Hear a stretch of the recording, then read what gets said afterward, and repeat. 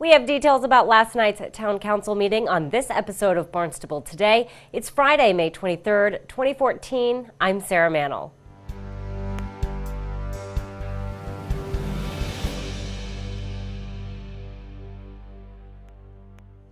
Town Council approved several community preservation projects during its meeting last night. The council approved spending $10,000 for a new HVAC system at the Centerville Historical Museum, as well as about $190,000 to make restorations to the Burgess Barn in Marston's Mills, and about $225,000 for renovations to the U.S. Custom House in Barnstable Village. Council also considered a proposal to purchase an 8.5-acre property in Barnstable Village using about $265,000 in community preservation funds. Jackie Barton, executive director of the Barnstable Land Trust, urged the council to support the move. The photograph that's on the screen is the photograph of the meadowland area of the Corkage property, and the project itself is part of the Cape Cod Pathways, which, as Lindsay said, has been in the makings for about 30 years now. Now, which way do I go, Lindsay? That one. Yep. Okay. So the Corkage property is 8.48 acres. The area is called Goodspeed's Hill. Basically, Roger Goodspeed was one of the first comers to the town of Barnstable. It's now called Cobb's Hill. It's been called Meeting House Hill. But it's right there in the area near where Finney's Lane, Hyannis Road, connects to Route 6A between the Custom House, which you spoke about earlier, and the blacksmith shop. So the property is almost 6 acres of upland and almost 3 acres of wetland. It's diverse habitat of open meadow, upland forest of holly and oak, and a red maple swamp. The acquisition is a collaborative effort of the Barnstable Land Trust, the Town of Barnstable, the Compact of Cape Cod Conservation Trusts, and the state. The town purchase of the property for $265,000 is a 30% discount from the appraised value of $373,000. The town has this assessed as 2 lots in excess of $800,000.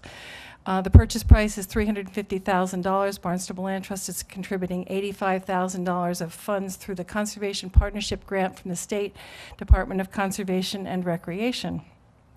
And for our part, we will hold a conservation restriction on the property then owned by the town of Barnstable. So the Pathways Trail begins at the Coast Guard Museum, aka the Customs House, and henceforth I will call it the Customs House. Custom House.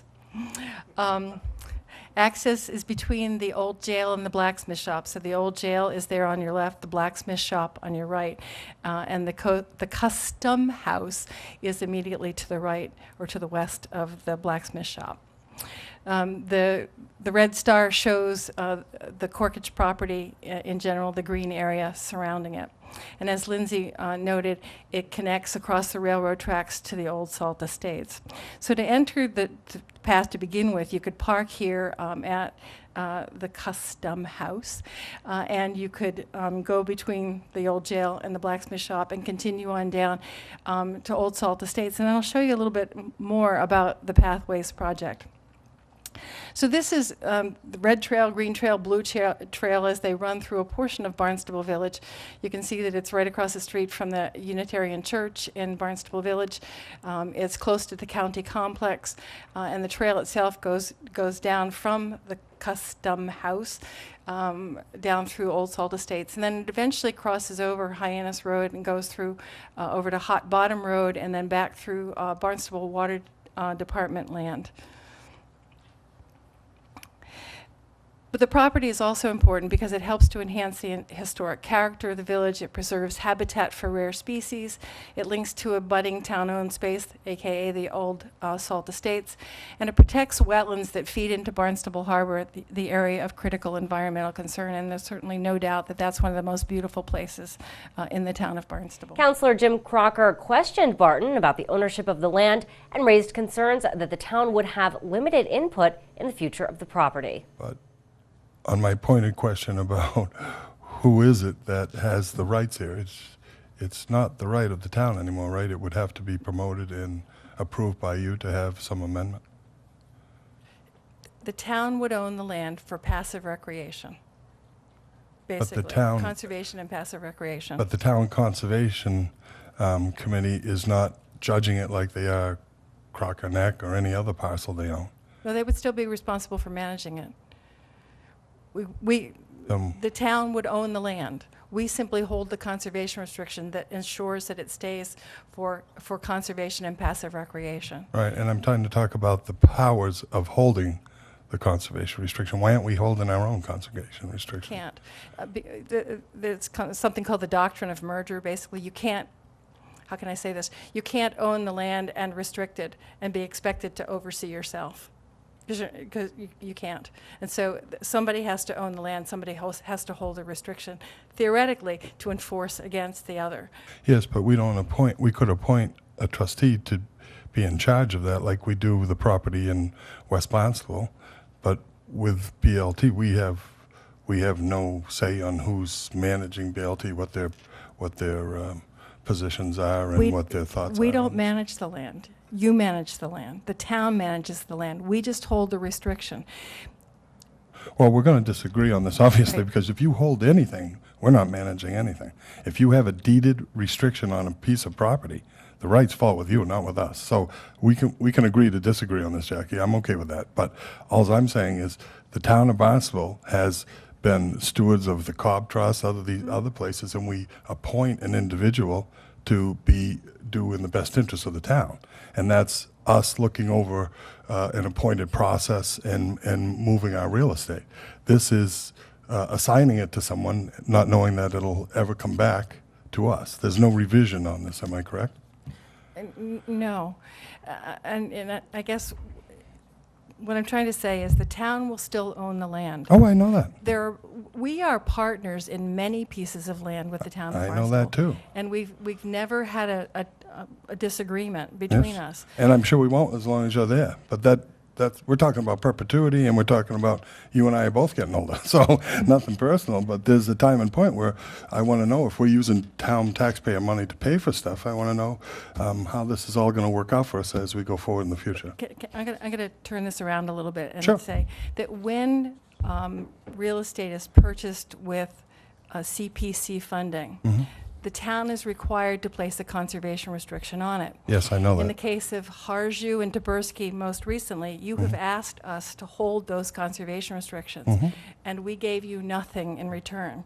We said thank you, but we gave you nothing.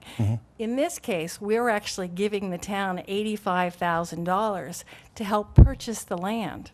Yes, but in truth, you pursued a grant that we could have pursued to buy it ourselves. No, you couldn't with this one. Okay, then we could have used our CPC money to buy it. You could spend Okay. another $85,000. It's not as though we can't get there.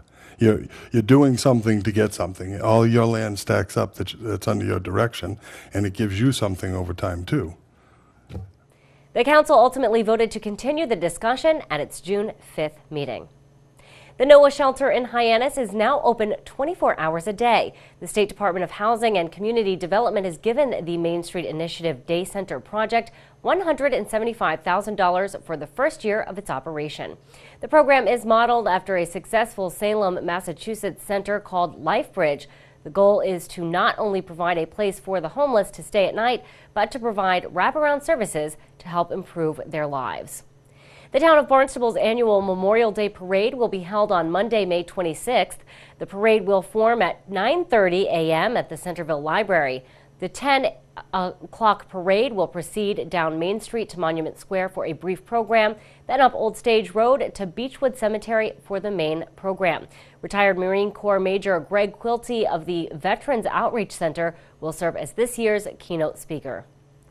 The John F. Kennedy Memorial Trust Fund Committee annual Memorial Day ceremony will take place at approximately 12:15 Monday, May 26th at the JFK Memorial on Ocean Street.